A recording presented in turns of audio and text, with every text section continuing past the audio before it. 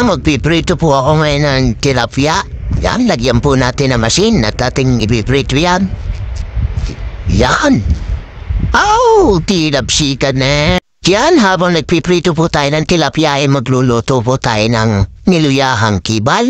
Sarap nito Papakuluan po natin ang luya at bawang. Lagyan na po natin ng asin. Tsaka po konting betsin. Yan, ating pakukulan po yan. Lagyan natin ng tubig. Yan. At yan po hintayin natin kumulok. At pag po yan napuno na, ilalagay na po natin ang ating kibal. Yan, ilagay po natin ang ating kibal at hintayin po natin yan lumambot. Yan, pag malambot na po yan, ilalagay na po natin ang ating balanoy.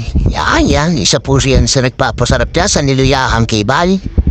Yung balanoy, ang sarap po ng sabaw niyan Aduhin po natin. At yan ay luto na. At ito na po ang ating pritong tilapia at niluyahang kibal. Meron po tayong ginamos na may kalamansi at sili. Napakasarap po niya. Kain na po.